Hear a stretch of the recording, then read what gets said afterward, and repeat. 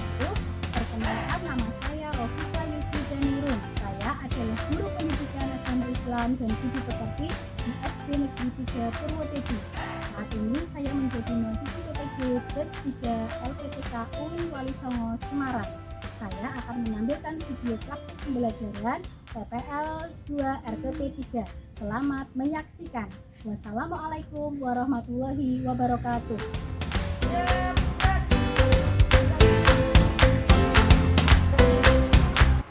Assalamualaikum warahmatullahi wabarakatuh.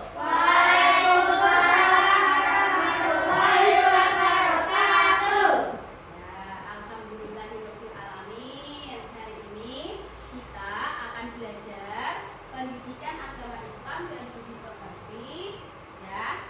Nah, sebelum kita belajar, sebelum kita mulai berdoa, kita cek perapian dulu. Dirapikan dulu baju-bajunya. Anak-anak hari ini bawa HP. Silakan HP-nya dikumpulkan dulu, ya. Iya. Nah, silakan pimpin doanya terlebih dahulu. Ketua kelas, Mas Mayaka, silakan masuk ke depan, pimpin doanya. Duduk, siap, doa mulai. A'udzubillahi minasyaitonirrajim. Bismillahirrahmanirrahim. Rabbi zidni ilma warzuqni fahma. Amin. Silakan duduk, Mas Mayaka. Kapal semangat. Semangat.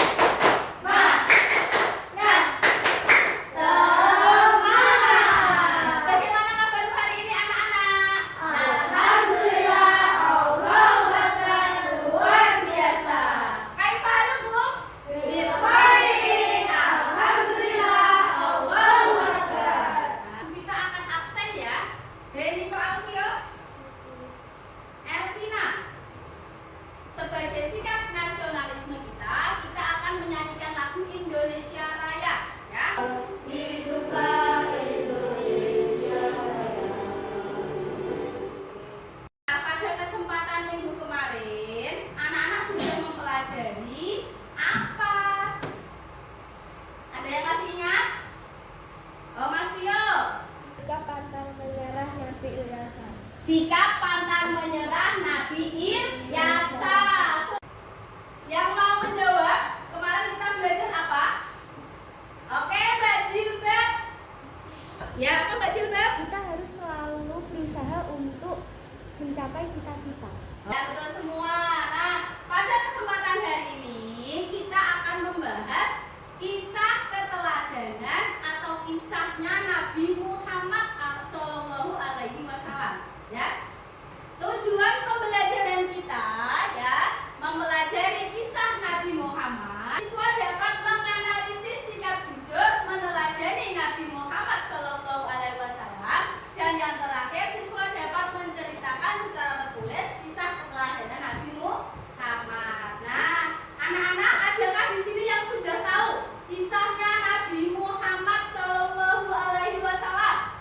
Mayaka. Nabi yang terakhir. Ya, betul sekali. Tepuk tangan buat Mas Mayaka. Adalah Nabi yang terakhir, Khatamul Anbiya. Nah, ini kita akan mempelajari kisah jujur, kisah pemaaf Nabi Muhammad agar kita bisa menjadi peneladani. Kita bisa mencontoh sikap-sikapnya Nabi Muhammad agar kita menjadi anak yang berakhlak baik, berakhlak mulia, ya, santun, berbudi pekerti yang luhur, hingga kita bisa masuk surga. Pelajaran kita kali ini nanti, ya, yang pertama, Bu Vita akan menggunakan model pembelajaran discovery learning, ya. Jadi nanti anak-anak Bu Vita akan kasih cerita, ya, akan kasih video, ya, kemudian ada buku. Nanti anak-anak ada permasalahan, nanti anak-anak pecahkan melalui diskusi. Anak-anak mengumpulkan data di situ, mengumpulkan informasi, kemudian anak-anak nanti mempresentasikan ke depan, ya. Pada pembelajaran ini teknik penilaian yang akan Bu Vita lakukan depan, yaitu kita nanti menilai penilaian diri atau bagaimana sikapnya anak-anak di kelas, bagaimana sikapnya anak-anak saat berdiskusi, aktif atau tidak, begitu ya. Jadi anak-anak diharapkan semua harus aktif. Ada sebuah cerita tentang pemimpin di Soviet, ya, pemimpin di Soviet, namanya Mikhail Gorbachev, ya, namanya Mikhail. Beliau pemimpin di Soviet yang mana beliau itu menutupi atau melindungi, berbohong. Beliau itu berbohong, ya, pada rakyatnya bahwa beliau bilang kalau negara ini akan baik-baik saja. Padahal negara itu sedang akan mengalami musibah atau sedang akan mengalami bencana keracunan nuklir. Tapi siapa tadi? Si pemimpin Soviet tadi melindungi rakyatnya, ya, tidak bicara jujur sama rakyatnya. Nah, akhirnya apa? Bencana itu melanda kota Soviet tadi, sehingga rakyatnya terdampak nuklir tadi, keracunan. Itu tadi cerita si pemimpin yang bohong. Berbalik dengan ceritanya Nabi Muhammad. Nabi Muhammad itu orang yang jujur nggak? Iya. Kalau tadi pemimpin Soviet bohong apa enggak? Berarti dia menyimpang dari sikap jujur tadi. Nah, coba adakah anak-anak yang mau bertanya tentang ceritanya juga tadi tentang pemimpin yang berbohong? Apa Mbak Jilbab? Ya, apa Mbak Jilbab? Apa akibat orang yang berbohong? Apa akibatnya orang berbohong? Siapa yang mau menjawab? Mas Taufik, ayo. Ya, apa Mas Taufik? Berdosa. Ya, betul sekali. Orang yang berbohong akan berdosa. Masuk? Bisa. Terus, kita akan menyaksikan video. Nanti kalian lihat, kalian cermati, ya.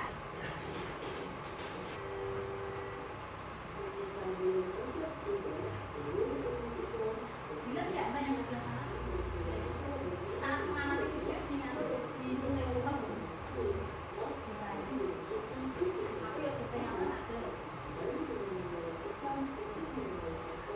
Setelah ini nanti kita akan berdiskusi, ya. Bu Vita akan membagi kelompok. Satu kelas kan ada 12 anak, ya.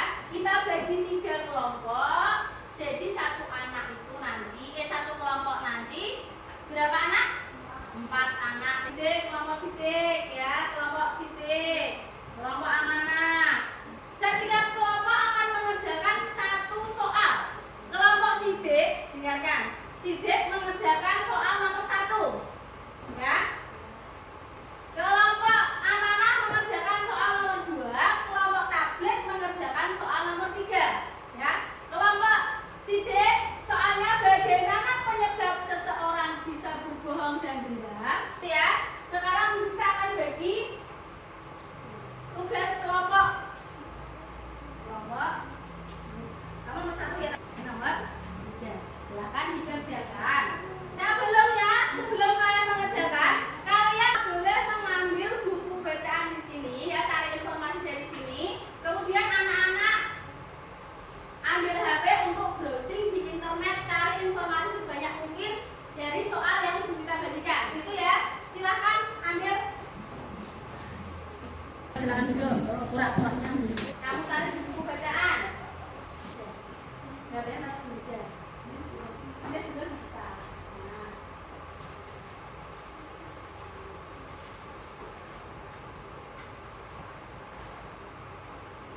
Silakan browsing aja, pertanyaannya kan ini toh. Ya toh, kemarin sudah selesai semua? Sudah. Anak-anak nanti hasil diskusinya ditempelkan sesuai dengan kelompok-kelompok di sini, ya. Kita sudah sediakan kertas berwarna pink, ya. Anak tempelkan hasilnya di sini. Kelompok sidik, silakan sini maju. Tempelkan.